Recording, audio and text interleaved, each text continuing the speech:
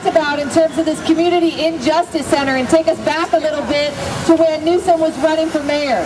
And when he was running for mayor, you could check his website and you'd see on there a whole nasty petition about how to get rid of homeless people, and this would basically do that. And what they talked about at that time was wanting something based on the Mid-Manhattan Court, which Tiny referred to, which basically is a court that's in the middle of the world's largest corporations in Mid-Manhattan. And what they had there at one point is that you could see poor people on the streets. Now today, after they implemented that, the only poor folks you see around those corporations are wearing a vest and sweeping the streets. Okay? And the corporations are getting that labor for free. That's right. So they love this court. And you read about what a success it was, and they talk about how it was a success. Basically, it got rid of the visibility of poor people of color around those large corporate headquarters. And that's it. Okay? Then what we do, a couple months later, what happens? They start talking about, no, it's not a homeless court. It has nothing to do with homeless people. And actually, it's going to be based on Red Hook, which is restorative justice. And they start tossing around all these kind of lefty progressive concepts. And then actually, when you break it down and you get the proposal for it, what does it have? Well, it's basically a bunch of money for folks to be sheriffs, to have transportation from jail, to build 2 new jail cells, to have additional court reporters, all these huge expenses, all within walking distance of 850 Bryant. And what the concept is they redline the poorest neighborhood in San Francisco, and they basically, anything that happens in this area goes specifically to that court. So it's kind of a separate situation, and what the rhetoric is, once again, kind of pulling all these kind of lefty ideas that end up being a farce, is we're going to get people in there, into that court, and we're going to get them into services. Well, I looked at the budget. There's no services in that court.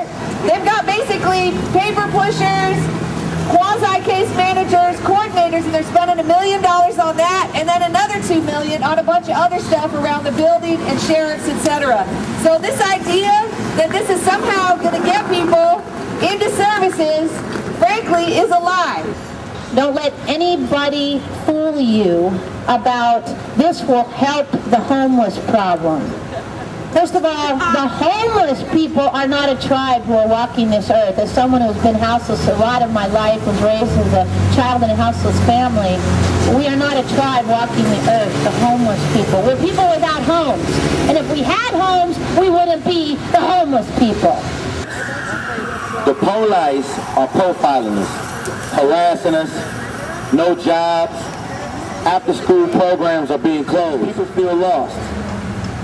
We always learn about the Holocaust in school, but don't want to find our solutions to the one that continues to happen right here, right now. People feel lost. Thank you. Good morning, my name is John Avalos. I live out in the Excelsior district of District 11. And being poor is not a crime. And being poor, when more people are going to get poor in this economic downturn, should never, definitely be a crime. I'm witnessing a ton of mail that's going out on these campaigns this election season. We have mail supporting Prop L, supporting the poor court. That's coming out to District 11. I'm sure it's going out to the Sunset District and the Richmond District. And it's coming from the Golden Gate Restaurant Association. It's coming from the Building Owners and Managers Association, the people who actually own the high-rise buildings downtown, the commercial real estate sector. Very, very wealthy people are making war on poor people. That's what this is about. Yep. So I'm standing here against Prop L, against the poor court, the poverty court. We can do better in San Francisco. We need compassion, not criminalization of people who are low income, who are poor, who are destitute, who are homeless. This is not the kind of compassionate city that San Francisco stands for. It's not what St. Francis stood for. It's not what anyone in government should stand for. So thank you, and let's defeat L on November 4th. Thank you. An increase in policing. It's an increase in policing poor people, people of color, who are just trying to get by and make a living. So I'm here to speak out against Prop L and to speak up as member of 4 magazine. Vote no on L. Do not criminalize poor people. San Francisco, we are better than that.